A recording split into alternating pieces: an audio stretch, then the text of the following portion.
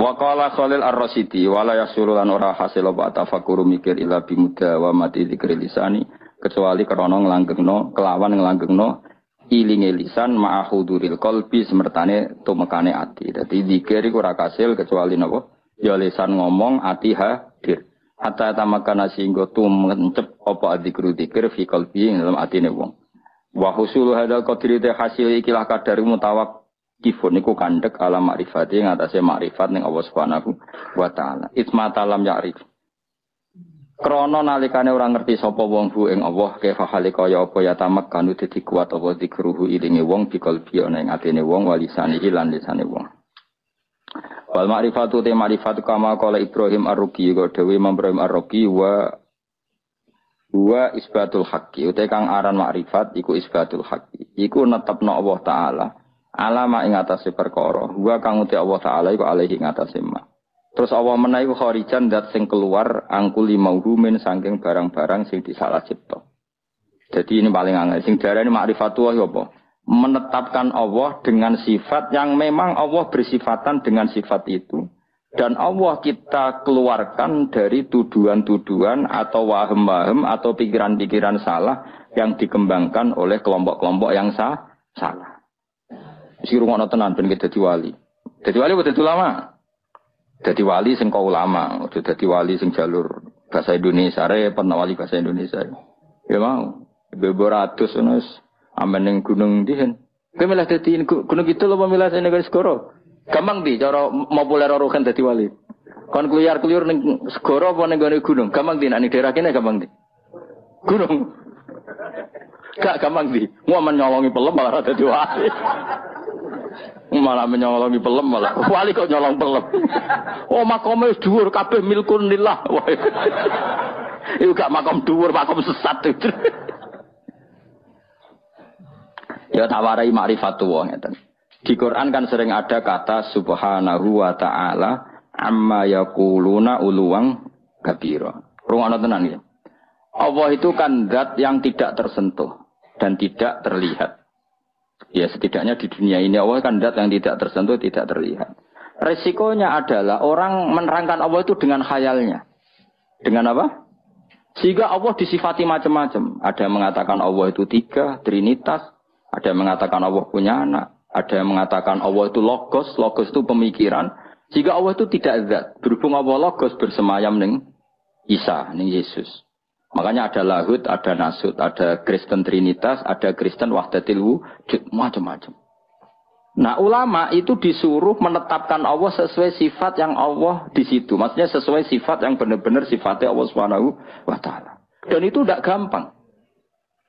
Sehingga orang soleh itu tidak cukup. Makanya orang soleh kalau tidak ada ilmu, kemungkinan jadi wali itu kecil. Karena pasti dia punya satu kesalahan besar dalam nyifati Allah. Orang kok mungkin pasti punya kesalahan besar dalam nyifati Allah. Di hadis Muslim, Sahih Muslim termasuk hadis Sahih, itu ada riwayat unik ya buat. Unik betul. Ada orang itu sujud di misbah, ya sujud betul kepada Allah. Dia sujud diinjek sama pemuda tanggane, sing pemuda ini tanakal. Si Soleh ini terus marah. Saya ulang lagi, si Soleh ini marah. Terus dia bilang gini, "Fawwah la yaghfiru Allahu laka." Demi Allah, Allah tidak akan mengampuni kamu. Katanya pakai Allah loh ya, bukan saya tidak mengampuni kamu. Kalau itu malah bagus. Atau muni janjuk gue malah apik. Kakek aneh gue malah apik karena di atas namakan dirinya. Tapi dia sumpahnya, "Wallahi la yaghfiru Allahu lak." Demi Allah, Allah tidak akan maafkan kamu. Ada kata Allahnya. Saat itu juga Nabi di zaman itu, saya ulang lagi, Nabi di zaman itu memberi wahyu ke Nabi itu, Allah memberi wahyu ke Nabi itu, "Qul li hadzal fata al-abid, man dzalladzi yata'alla alayya alla aghfiru dzunuba." Man dzalladzi yata'alla alayya. Kata Allah, Allah tersinggung. Katakan ke pemuda yang ahli abid itu, bagaimana mungkin dia mencatut nama saya hanya dengan status saya tidak bisa maafkan seseorang? Tidak bisa. Yang nginjek dia saya maafkan dan dia ibadahnya tak lebur. Tak kosongkan, tak hapus. Makanya kelompok yang ekstrim tuh mikir, oh nyifati Allah kok karepe dhewe. Misale Ruhin mangkelno aku, ada ngajine mbek aku terus aku mangkel, "Ruhin Allah ora bakal nyepuro kowe." Lho bagaimana saya bisa mencatut sifatnya Allah hanya tidak memaafkan? Memangnya saya Allah? Kan terserah Allah, ya yu'adzibu may yasha wa yaghfiru Enggak bisa kamu nyifati Allah hanya sepihak sesuai kemarahan kamu. Lah ya canom itu saking ngamuk demi Allah enggak maafkan kamu loh. Allah kok mau disifati ra memaafkan padahal Allah bisa saja. Atau mendingan juan cok wong kok fase kayak ngono ngidak-ngidak aku. Atau tarung menisan. Mereman lah kawan. Tapi ini kan kita nyifati Allah kok ngono iku piye kan? Dong tuh teman. Enggak boleh, kita tetap nyifati Allah kama wasofahu bi nafsi fil Quran. Allah nyifati dzat bi yaghfiru liman yasha wa yu'adzibu may yasha. Ya sudah Allah selamanya akan kadang yaghfir, akan kadang yu'adzib. Dong ya. Enggak bisa kamu benci seseorang terus Allah mesti nyiksa dia, enggak bisa. Paham ya? Lah itu artinya apa? Sing diarani ma'rifatullah kamu nyifati Allah sebagaimana sifat yang semestinya. Lah supaya aman gimana ya? Nasifullah bima wasofa bihi nafsah fi kitabihil karim. Kita nyifati Allah sebagaimana Allah mensifati dirinya di Quran.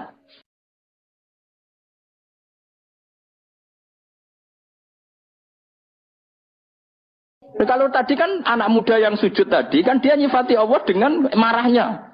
Terus Allah disifati la yaghfiru abadan, enggak akan memaafkan selamanya. Ada enggak sifatnya Allah seperti itu? Enggak ada. Artinya yang ada adalah yaghfir liman yasha wa yu'adzibu may yasha. Lah iku wong saleh-saleh kudu eling. Wong saleh kelakuane ngono iku, mun Islam sing sok ekstrem-ekstrem. Sok bener dhewe itu senane ngono, anggere musuhe la yaghfir. Itu apa-apaan. Lan koyo kula masih sampean ngajine wis ngene iki ra iso ilmu ora manfaat. Ora iso, iso wae Allah maringi manfaat. Gara-gara rapati alim manggon Papua jadi kiai. Kenapa ngene Papua? Ning Jawa sedintai Gus Pak. Pindah. Ora apa-apa masalah. Apa ya seneng ae. Pinter ya bisa nyari tempat. Gak iso dadi mufti ning MUI Indonesia ning Korea. Barangan wedhus nek ora masalah. Kalau nanti ketemu mufti teng Boyolali. Kulo riyen mufti lho Gus Adi kan wedhus. Tapi teng Korea Gus Adi mate nopo gitu. Kuyon. Gak apa-apa, ke zaman mufti ikhlas ya swarga, angon wedhus ikhlas yo. Swarga sing mari swarga ora mufti ini, ikhlas ya. Wah yo Gus cocok, ra cocok piye fatwane nguntungno kowe. Fatwane nguntungno kowe gara muni ra cocok piye. Lho bedane apa ya? Kowe mufti yo golek ridane Allah, angon wedhus golek. Ya wis, kowe lagi rukun mbek bojo kelon yo golek ridane Allah, dineng mire yo golek ridane Allah. Mergo ngindari konflik ku ibadah. Darul mafasid muqaddamun ala jalbil. Timbang ning omah bentrok pergi. Ibu ngaji to apa lah pokoke metu. Jadi Allah itu enggak suka kalau disifati sesuai seleranya yang nyifati itu enggak suka. Coba orang Yahudi, nahnu abna'ullahi wa ahibbau. Kita ini kekasihnya Allah, enggak mungkin disiksa. Allah ya duka wa qalatil yahudu wan nasara nahnu abna'ullahi wa ahibbau. Ketika orang mukmin mengklaim ahli swarga tapi kurang ibadah, Allah ya duka. Artinya tidak hanya orang Yahudi Nasrani, ketika kamu membayangkan masuk surga tanpa amal soleh, Allah ya duka tilka amaniyuhum. Ya duka. Coba Nabi kalau duka be wong mukmin, al-qayyis man dana nafsahu wa alima lima wa amila lima ba'dal maut. Tapi wong sing goblok adalah dosane akeh wa tamanna ala Allah al-amani. Tapi khayale ning Allah. Kaya kowe ini lha ora tau ngayal dadi wali ora tau ngayal bu swarga pokoke urip. Bar ngaji mau seneng apa klata sebariku kancanan tukar-tukaran nomor damai gak penting swarga neraka gak penting relasi amit-amit tenan di murid gue amit-amit tenan Yesus ngaji sabar wong di murid gue ngaji sabar aku urung tahu roh diskusi cocokan makna mau Gus maknane apa urung tahu akhir diskusi ku mesti yo tuker-tukeran apa HP mbek kenalan urung tahu keterucut roh mau Gus maknane apa perkara apa gara harus takok lagi makro ana dhewe Allah karim ya Allah amit-amit tenan tapi ngono-ngono umat Kanjeng Nabi Muhammad sallallahu alaihi wasallam kita kabeh dititipi ngrumat umat Kanjeng Nabi wis kula serido sak rida-ridane kula de guru Mbah Mun sabar, de bapak kula nggih sabar, ibu kula ngrumat santri nggih sabar, mbah kula riyen ngrumat santri nggih sabar. Mbah Mun nasihati kula dadi kiai rumuse sitok ngempet. Wes nuruti wong-wong mari lara ati, pokoke ngempet. Engko nek kulino ora wis borok mati rasane. Suwe ora. Tangan-tangan bener. Pertama yo kecewa kaji kok model ngene iki. Nek suwe-suwe kulino, suwe-suwe ya alhamdulillah. Ya jadi tadi ya di hadis Muslim itu ada orang sujud diinjak orang lain. Terus dia bilang Allah tidak akan maafkan kamu. Ternyata Allah tersinggung karena hanya disifati sepi. Allah tetap bisa yaghfir, bisa yu'adzib. Ya sudah seperti itu. Kira oleh nyifati Allah sepihak nurut emosimu tidak bisa. Tetap Allah dengan otoritasnya yaghfiru liman yasha wa yu'adzibu yasha. Ya sudah Allah tetap sebagai Allah kok mbok atur kowe. Lagi sing kadang-kadang wong saleh ku ora mergo ora ngaji. Lan kok kula maksudno sampean yo ora wani. Iso wae barokah bodho malah tok ndi-ndi. Akhire ngiyai ning Korea, ning Papua, ning tahu diri wis. Kompetisi di Jawa ketat lengser. Enggak apa-apa. Enggak masalah. Yo jelas ora masalah yo. Yes, boleh. Jadi sing diarani ma'rifatullah ya isbatul haqqi ala ma huwa alaihi kharijan an kulli mauhum. Lah ulama ahli sunnah itu pinter daripada kayak mikir kangelan di antara sifat yang dikenalkan ke kita apa mukhalafatul lil hawadisi. Pokoknya Allah ora kaya makhluk. Daripada nyifati potensi apa salah, ya sudah nak nyifati Allah ku piye? Duwe sifat kamalat, sifat sing sempurna lan Allah persifatan kabeh mukhalafatul lil hawadisi. Iku pintere ahli sunnah wal jamaah ben aman, napa? Ben aman. Ben kira bayangno Allah tuh kayak apa? Lil hawadis iku pintere ahli sunnah wal jamaah ben aman napa ben aman ben kira bayangno Allah tuh kayak apa mereka mukhalafatul lil hawadis. Mizan itu wonten kalih, timbangan ada kalih. Timbangan pembanding. Jadi misalnya saya punya amal buruk banyak. Ya amal buruk banyak, terus ada amal baik banyak. Sebetulnya amal buruk itu mudah sekali talasat. Talasat itu hilang, nggak dinilai sama Allah. Karena kebetulan buruk itu nggak ada. Niki ilmu kelas hakikat di rumah balik. Rumah nggak ada salah paham gitu. Amal buruk itu banyak yang nggak ada. Amal baik itu ada tanpa kita mengamalkan. Di rumah sekali sampean salah paham bahaya. Misalnya begini. Sama saya beri contoh. Ada orang mengatakan Isa itu Tuhan. Hakikat Isa Tuhan itu ada enggak? Enggak ada kan? Batu Tuhan juga enggak ada. Terus kita dalam hidup misalnya bergantung uang, bergantung fasilitas duniawi. Sebetulnya hakikat makan makanan, minuman bisa menopang kehidupan kita ya udah ada juga. Karena makanan itu ya makhluk yang fana. Ilmu yang diciptakan manusia itu ya makhluk yang sama-sama fana. Yang hakikat ada yang tidak mungkin hilang abadal abad selamanya lama, meskipun nanti setelah akhirat selesai pun itu hanya la ilaha illallah, bahwa yang berperan, yang aktif, yang al-fa'ilul mukhtar, pelaku sejarah, pelaku apa saja hanya Allah Subhanahu wa ta'ala. Sehingga kenapa ini kelirunya orang Khawarij? Sehingga kenapa orang yang dalam hidupnya pernah meyakini la ilaha illallah secara ikhlas dan benar. Saya ulang lagi. Satu kali pun orang dalam hidup pernah meyakini la ilaha illallah secara ikhlas dan benar. Itu mbok atusan tahun ning nggone neraka, tetap nanti itu masuk surga. Mergo kebatilan yang ia lakukan itu dianggap tidak ada. Kenapa dianggap tidak ada? Memang hakikat kebatilan itu tidak ada. Yang ada adalah la ilaha illallah. Itu enak nglakoni barang batil. Barang batil itu tidak ada. Makanya disebut dalam Quran qul ja'al haqqu wa ma yubti'ul batilu wa ma yu'id. Yang ada di dunia dan akhirat itu hanya barang hak. Yaitu Allah itu wujud, Allah itu pemeran utama, Allah itu segala-galanya. Lainnya itu barang batil. Barang batil itu barang yang enggak ada tapi oleh manusia yang salah dianggap apa? Ada. Nah, sehingga barang batil ini sekali Allah menghendaki kalimat la ilaha illallah itu sampean baca secara ikhlas. Itu barang-barang batil yang pernah kita lakukan itu otomatis hilang. Tanpa dihilangkan pun barang itu tidak pernah ada. Itu disebut barang nopo? Disebut barang nopo? Batil. Makanya di sebagian ayat disebut bal naqdhifu bil haqqi 'alal batili fayadmaghuhu fa idza huwa zahid. Niki ilmu kelas tinggi.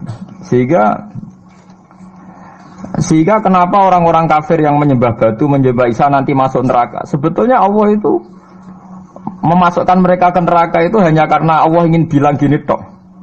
Sudah ya kamu di neraka saja. Kamu kan menuhankan batu, menuhankan Isa, ya silahkan minta tolong Tuhan kamu, itu saja. Artinya andikan mereka betul-betul yang dituhankan itu Tuhan, Allah juga senang kalau itu menjadi rival, dia menjadi rival Tuhan maksudnya, yang bisa menselamatkan. Niki rungokno nggih mumpung sampe rong ning akhirat. Mboten niki ijazah kula nu mujarab tenan.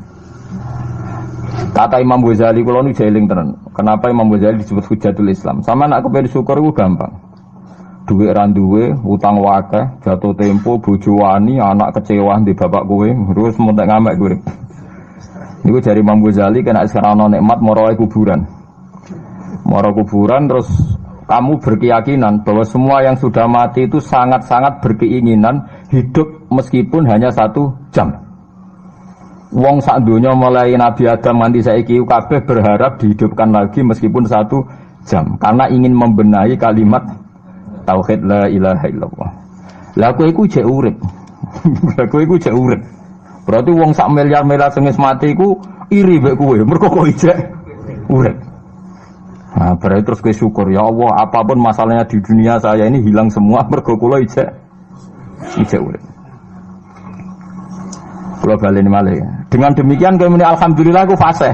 Piye wae kowe iku duwe nikmat rupa-rupane urip yang sangat diingini oleh Firaun sekalipun, oleh Namrud, oleh Qarun, orang-orang miliarder dulu, itu sangat berkeinginan sing jenenge urip. Lah kowe nyatane sakniki napa? Ijek urip. Berarti ini luar biasa. Paham napa? Luar biasa.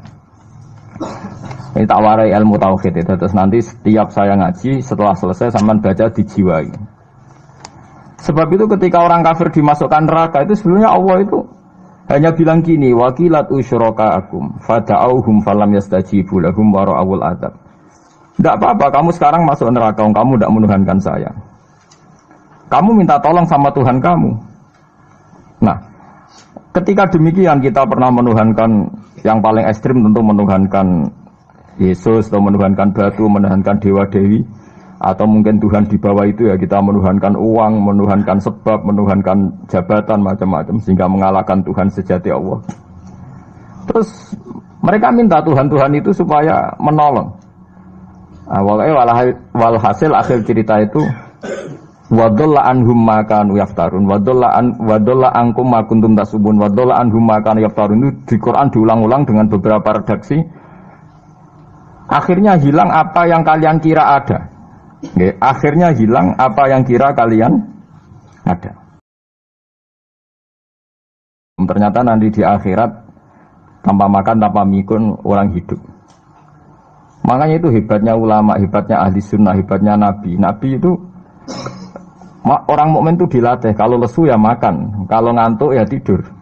Tapi kita diajari ada makhluk hidup yaitu malaikat yang tidak makan, tidak tidur. Paling tidak meskipun kita itu kalau nggak makan lemes, kita tetap tidak mengatakan tanpa makan makhluk pasti mati, karena kita berkeyakinan diberi akidah. Ada makhluk yang namanya malaikat, nggak makan, nggak minum tapi hidup. Sehingga meskipun kita mengalami kalau nggak makan itu mati, tapi tetap menyisakan satu keyakinan bahwa makan itu tidak syarat hidup. Buktinya malaikat nggak makan, hidup. Paling tidak dengan keyakinan itu kita tidak mendewa-dewakan harus makan. Nah, itu cara Nabi mengajarkan kita. Paham gitu. Terus ini saya ulang-ulang. Makanya disebut wadalla anhum. Apa yang mereka kira ada itu dari awal tidak ada. Ya, apa yang mereka dikira ada nanti di akhirat tidak ada. Lah sing ada itu tetap nopo alhamdulillah. Makanya ketika nanti orang masuk surga gitu, da'wahum fiha subhanakallahumma wa tahiyyatuhum fiha salam wa akhiru da'wahum alhamdulillahi rabbil alamin. Ini penting kula aturaken. Terus sakjane salah niku ora dikepenak.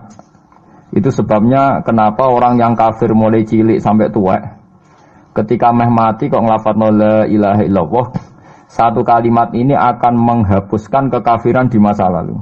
Kenapa kok bisa hapus? Karena kekafiran yang masa lalu itu omong kosong semua. Ya toh, mengatakan Isa Tuhan ya omong kosong, malaikat Tuhan ya omong kosong. Ini omong kosong semua. Barang itu kalau hakikatnya kosong, hilang karena ada bukti memang tidak benar. Itu kan gampang untuk menghilang. Itu podo karo wong mending ini. 3 miliar ambek 3 miliar. Iku podo karo 5 rupiah. Bariku gremeng meneh. 1 triliun ambek 1 triliun podo karo 500 rupiah. Omongan gremeng itu kan ya wong edan ngoten kan. Berarti sak urip-uripe muni Isa pangeran ya edan. Muni liyane pangeran itu kan omongan ra penting semua. Meskipun yang disebut tuh miliar triliun, tapi kan cara guru biji busak kan gampang dobong ae wong ndak. Tapi malaikat bagian katabah, bagian nulis, itu rawani ngobong la ilaha illallah ben kuwalat tapi yang pangeran. Makanya saya pastikan sekali sampean nglafadz la ilaha illallah itu benar, malaikat sing sentimen mbek sampean pun ndak bisa bakar itu. Kuwalat den. Paham maksudnya? Paham ya? Jadi jelas guys, ini kenapa kalimat itu begitu dikjaya. Paham ya? Begitu dikjaya. Lah soal kita ngalami di zaman akhir. Orang lafadzkan kalimat itu dianggap bid'ah, terus tukaran. Ya kita semua ngalim bingung, kalimat itu salah apa, dianggap napa bid'ah. Wong kalimat disifati thayyibah, sing lafadzno dihukumi nglakoni bid'ah. Lah sing diarani bid'ah ya ora trimo pisan, malah gawe hadis palsu. Fadilail wiridani malah palsu hadis. Sajane cara padha warase ngoten ora perlu debat bulet ngoten. Padha warase lannya kono nganggo kapasitas ulama, kita pakai kapasitas apa? Ulama, terus kita diskusi baik-baik. Di kula baleni malih nggih, kenapa kalimat thayyibah disebut kalimat baqiyah? Dalam istilah Quran wal baqiyatus sholihat. Baqiyah itu sesuatu sing abadi. As-sholihat itu sing layak, sing apik, sing selalu duwe eksistensi. Soleh maknane layak. Layak iku mergo wujud. Nggih kula baleni malih tak wari filsafat ilmu hakikat. Sing darani layak ku sitok mergo wujud. Nak barang ora wujud itu jenenge dilafadzno tapi mboten layak. Jadi barang ana sing dilafadzno tapi ora layak, ana sing ora usah dilafadzno tapi wis layak disebut sholihat. Soleh maknane apa? Layak atau punya eksistensi. Misalnya begini ya, kalau tak warai ya, ben sama nang lafadzno la ilaha illallah itu benar. Ketika manusia itu menganggap, yasumu maknanya menganggap itu sesuatu tidak ada tapi dianggap nopo ada. Itu jenenge menganggap. Ketika manusia itu menganggap bahwa tidur itu penting, kalau orang tidak tidur itu maka dia akan lemah. Kalau orang tidak makan itu dia akan mati. Sebetulnya semua ilmunya manusia itu menganggap, karena diulang-ulang oleh satu kejadian. Kalau nak gak mangan itu lesu, nak gak turu itu lemes. Terus dia menganggap kalau gak tidur itu orang mati, kalau gak makan itu orang mati. Itu ilmu yang dikatakan oleh para ahli hakikat hanya menganggap itu sah. Karena anggapan manusia salah itu sah, keliru ya sah, benar ya sah, tapi ya hanya anggapan. Tapi dalam ilmunya Allah Ta'ala sing abadi, kehidupan itu tidak bersyarat makhluk itu harus makan, dan Allah bisa membuktikan itu lewat Allah menciptakan apa? Malaikat. Nah sehingga semua ilmu selain ilmu hakikat itu dalam bahasa ilmu hakikat disebut kita menganggap, kita merasa tahu. Bukan saya tahu, tapi saya merasa tahu. Nah, liyane kalimat la ilaha illallah itu semuanya begitu. Kita merasa tahu bahwa kira-kira begini, kita melihatnya begini. Tapi sing hakikat, sing gak bisa dibatalkan bahkan oleh malaikat sekalipun, niku namung kalimat la ilaha illallah. Nanti disebut kalimatu haqqin 'alaiha nahya wa 'alaiha namut wa 'alaiha nufatu insyaallah taala minal amin. Karena yang dikatakan hidup itu roh. Roh itu tidak butuh makan. Ketika jasad itu mati, hancur, itu rohnya kan masih hidup. Dia pindah di alam ulya sana. Roh itu hayat itu dari kata roh. Roh itu maknanya hidup, hayat maknanya hidup. Roh dan hayat ini satu sistem yang kita tidak tahu, yang tahu hanya Allah. Ini tidak butuh makan. Sing butuh makan, butuh utang, butuh bodoh itu jasad. Paham ya? Roh ora tau utang, ora tau gadekne BPKB, paham ya? Tidak melo-melo dia. Makanya ketika jasad kakean pola itu roh nyesal. kok ngatasnamakan saya demi hidup sampai direwangi utang-utang wong, direwangi uripe bulet. Toh saya bisa hidup tanpa hutang. Lah iku manusa iku aneh. Makanya disebut alam rohaniin itu sudah. Nah, ketika kita mati itu kan yang mati itu jasad. Jasad itu mati, rohnya sowan Allah. Tapi kita secara bodoh mengatakan kita mati. Loh, yang mati itu siapa? Hanya jasad kita, roh kita tidak mati. Yang sowan Allah itu roh kita. Tapi kita bilang kita mati. Ya berarti kita bilang kita mati, ya kita mati. Menurut bahasa manusia, kalau kita sudah tidak ambekan, tidak makan, tidak minum, disebut kita nopo mati. Tapi alhamdulillah kita ini mukmin, meskipun bahasakan kita mati terus bahasano mugi-mugi disepunten pangeran niki ruhe nembe sowan, mugi-mugi diwelas. Intinya dene ramuni mati. Paham nggih?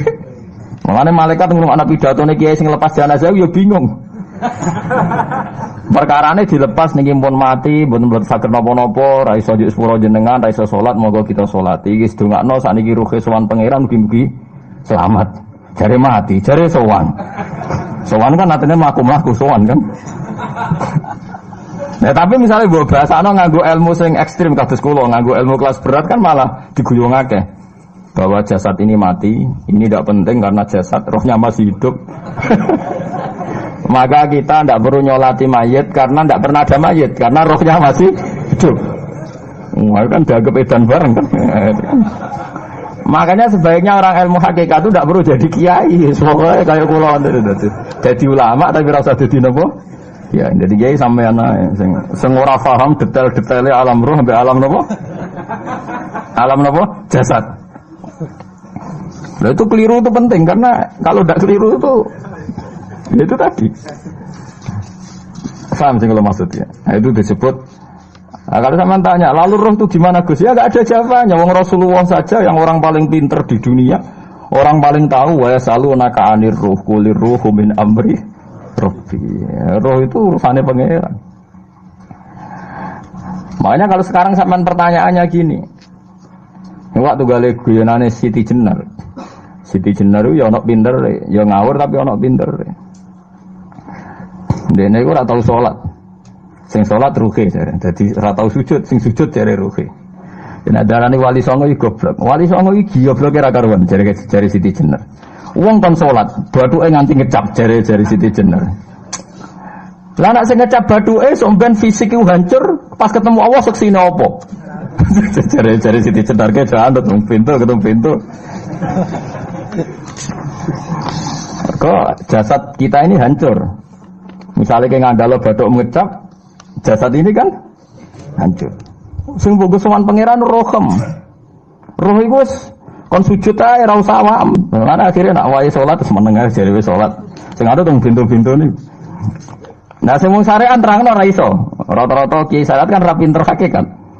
Mau ngamuk ngono to, murtad kowe. Nah ini ngamuk to. Hasil wong syariat kan apa? Ngamuk. Ngamuk ngono, stresan nerangno ngamuk. Ya akhirnya gak sambung kan. Akhirnya gak sambung. Saya pastikan ajaran Kak Siti Jenar itu sesat. Sesatnya adalah wali-wali yang alim, termasuk wali songo yang alim itu bilang begini. Ketika bathuk kita dikokon sujud ning pangeran, kita sujud itu sebetulnya bukti bahwa fisik kita itu tunduk sama perintah roh.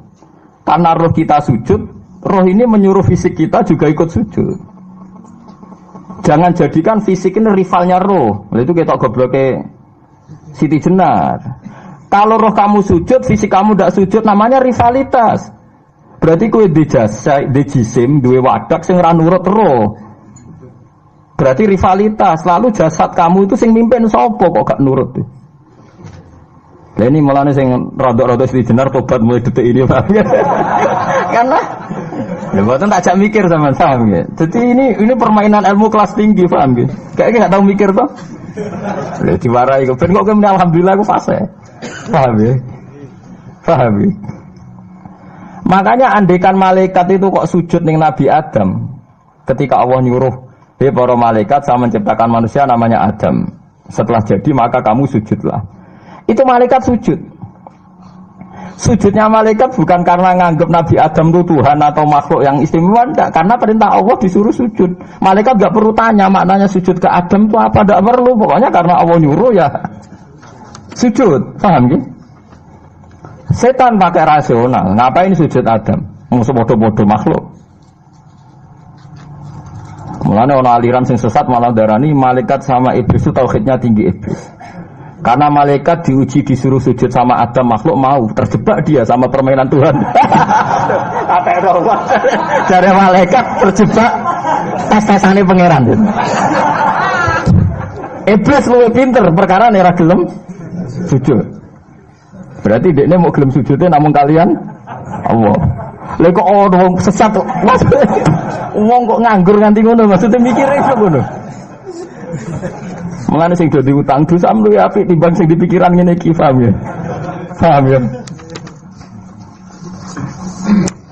Jadi malaikat terjebak permainan Tuhan, dites gak lulus ya. Itu ngeri kalau nuruti alin-alin ngoten. Yang benar adalah setan itu dianggap keliru. Karena dia tidak punya otoritas pikiran. Dekne ora wujud, hakikate setan malaikat gak wujud, wujudnya diwujudno Allah. Nak wujudnya diwujudno Allah, apa wae sing dadi dawuh Allah kudu sami'na wa ata'na. Karena dia tidak bisa menjadi rival Tuhan. Makanya kalau kita diperintah Allah langsung lakoni, gak usah gawe rivalitas. Mulai paribasane ke kon mangan wis wareng nek Allah ngutus mangan wis mangan ae. Nang kok wargen wis Gusti pokoke mangan. Nek kon mangan ya ora mangan, pokoke kon nurut. Nah itu kelirune Siti Jenar, dia lupa bahwa dengan mengatakan jasadnya tidak perlu sujud mergo sok ben sidi hisab roh, dia bikin rivalitas antara roh dan jasad. Mula nate maca aliran Siti Jenar mulai yang versi Arab sampai versi tulisannya wong-wong bingung-bingung itu sing luwih bela Siti Jenar timbang Wali Songo. Bahkan dalam cerita itu seakan-akan Wali Songo kasut mergo jare Siti Jenar dipateni wangi terus digendi asu macam-macam lah cerita ngono. Mula nu peneliti ra kabeh, kula ra kaya Mustofa ni kaya apa ya ngono. Gak jelas roe tapi jelas dadi kiai ini ndekne. Enak ngoten niku. Dadi ya ana wong ilmune ra pati akeh tapi jelas dikiyaino.